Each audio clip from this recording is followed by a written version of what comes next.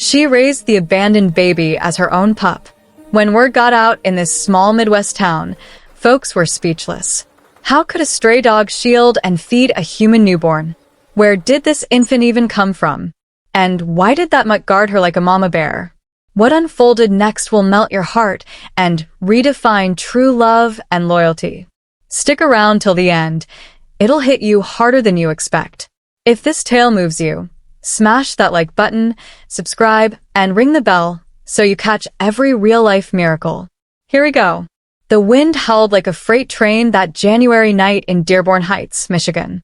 Snow piled knee-deep on every sidewalk, every driveway, every forgotten back road. Streetlights flickered under the weight of ice, casting long, shivering shadows across the empty streets. The temperature had plummeted to -15, the kind of cold that bites through gloves, seeps into bones, and makes you question why anyone ever settled in the Midwest. The moon hung low and pale, a thin coin pressed against a black velvet sky, barely illuminating the frozen woods that bordered the quiet suburb. From the edge of those woods, a lone figure trudged forward, boots crunching through the crusty top layer of snow. She wore a black parka pulled tight, hood up, scarf wrapped twice around her face. Only her eyes showed, red-rimmed, frantic, glistening with tears that froze before they could fall. In her arms, she clutched a wicker basket, the kind you see in old movies, lined with a thin pink blanket. Inside that blanket, wrapped snug but already turning blue at the fingertips, lay a newborn baby girl. Barely 3 days old. Tiny fists clenched against the cold. Soft whimpers escaped her lips, muffled by the wind. The woman's name was Isla Ramon, 28 years old, single, bitter, and burning with a jealousy so fierce it had eaten away every ounce of reason she once possessed. "No one will ever love me, like my brother did," she muttered through chattering teeth, her breath clouding white in front of her. Not after she came into his life. Not after that thing stole everything. The thing was the baby, her brother Imran's daughter, born to his wife Aliyah just 72 hours earlier. A perfect little girl with Imran's dark eyes and Aliyah's delicate nose. They'd named her Hannah. Isla had smiled in the hospital room, cooed over the infant, even held her for a photo. But inside something snapped. Imran Rahman was the golden child of the family. 32, kind-hearted, the guy who fixed your car for free, shoveled your driveway without being asked, prayed 5 times a day without fail. After their parents died in a car crash when Isla was 16, Imran dropped out of college to raise her. Worked double shifts at the auto plant, put food on the table, bought her prom dress, paid for her community college. Never once complained.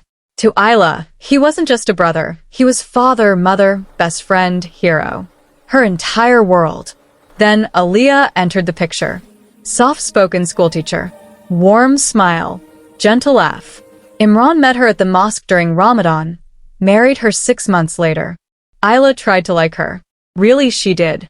But every time Imran looked at Aliyah with that soft, adoring gaze, Isla felt a piece of her soul chip away. When Aliyah got pregnant, the house turned into a shrine for the coming baby. New crib, new clothes, new everything.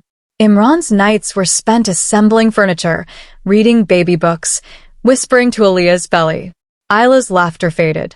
Her smiles turned plastic. She became a ghost in her own home. The night Hannah was born, Isla stood in the hallway outside the nursery, watching Imran rock his daughter to sleep. He hummed an old lullaby their mother used to sing. The same one he'd sung to Isla when nightmares woke her as a kid. But now it was for someone else. Someone who'd taken her place. "If this baby disappears," Isla whispered to the empty hallway that night, tears streaming, "Imran will look at me again. He'll love me like before. Like always." She didn't sleep. Couldn't. The plan formed in the dark, twisted and ugly, but to her broken mind, it made perfect sense. Wait till everyone was asleep. Bundle the baby. Drive to the woods. Leave her under the old oak by the trailhead. The cold would do the rest. Quick. Clean. No evidence. By morning, tragedy would strike. Imran would meet her, and life would reset. She waited until 2:17 a.m. Aaliyah was exhausted from labor, passed out with pain meds. Imran snored lightly on the couch after a 20-hour shift at the hospital. Isla crept into the nursery, heart hammering so loud she swore it would wake the dead. The baby stirred as she lifted her, warm, soft, smelling of milk and powder. For one heartbeat, Isla hesitated. The infant's tiny hand brushed her cheek. But the image of Imran cradling Aaliyah flashed in her mind, and the moment passed. She tucked Hannah into the basket, slipped out the back door, and disappeared into the storm. Now, here she was. The oak tree loomed ahead, gnarled branches like skeletal fingers clawing at the sky. Snow drifted in lazy spirals. The baby's cries grew weaker, hoarse, desperate. Isla knelt, set the basket down. The wind whipped the blanket open. Frost kissed the child's skin instantly. "Forgive me," Isla choked, voice cracking. "But this is the only way."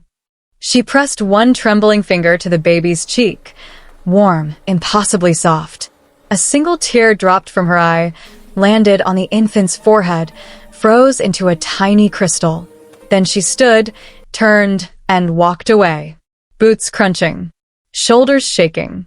The cries faded behind her, swallowed by the blizzard. She didn't look back.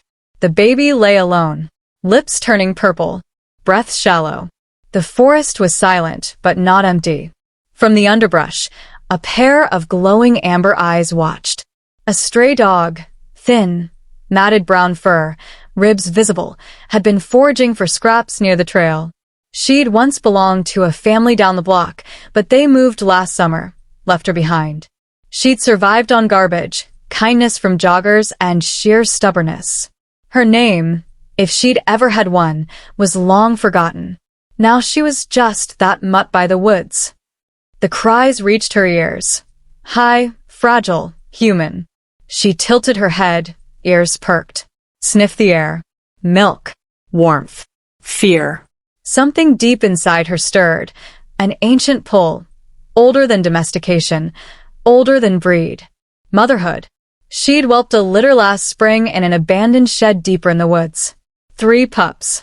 2 died in the cold. 1 survived, got adopted by a hiker. The loss still ached in her bones. She crept forward, nose to the snow, reached the basket, peered inside. The baby's eyes fluttered open, dark, trusting, unafraid.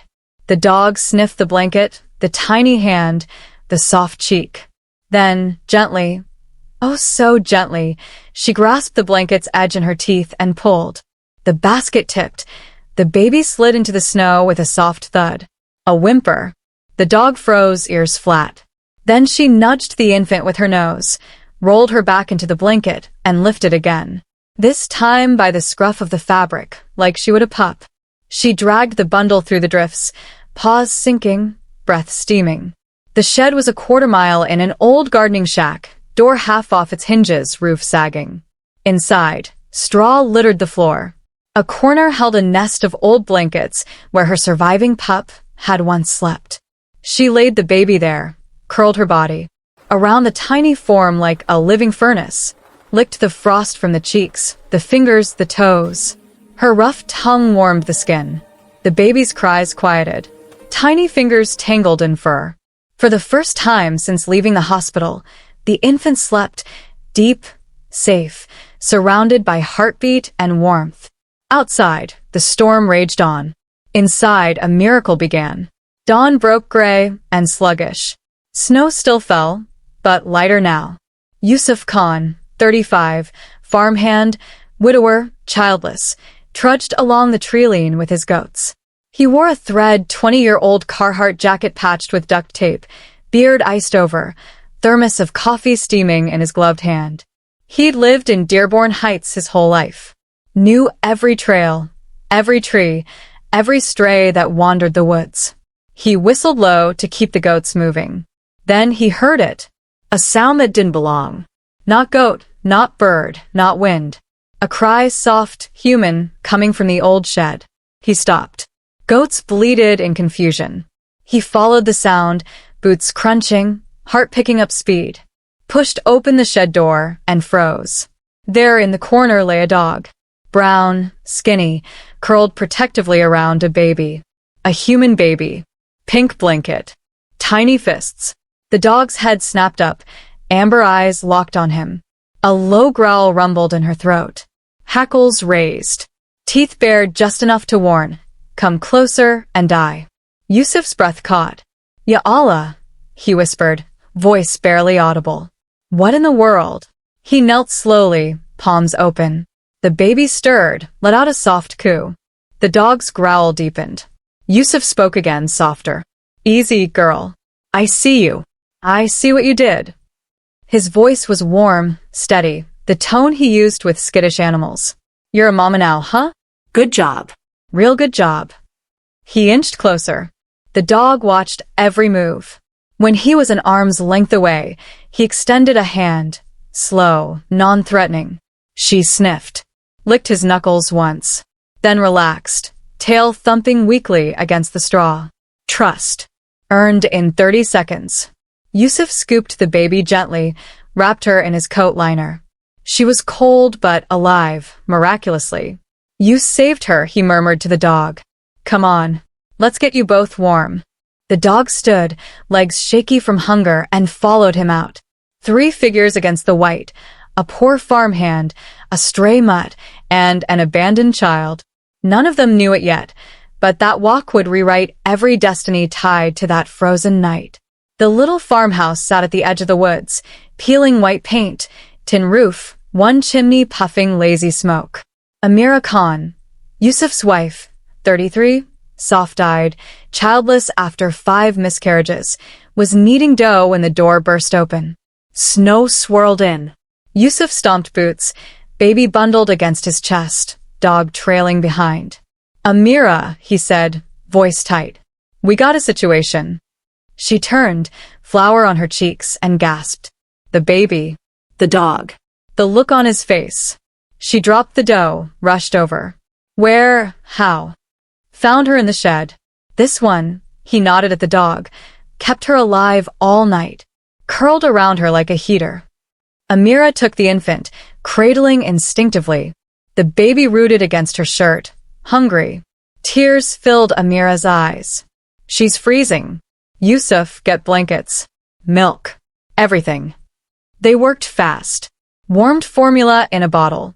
Wrapped the baby in flannel. The dog, Luna, they named her on the spot, after the moon that witnessed her mercy, lay by the crib Yusuf dragged from the attic. She refused to leave the child's side. When the baby cried, Luna licked her hand. When Amira rocked her, Luna's head rested on her foot. Bonded. Instant. Unbreakable. Words spread slow at first. Yusuf told the imam. The imam told the grocer. The grocer told his wife. By Sunday, the whole mosque was buzzing. A dog saved a baby? In the woods.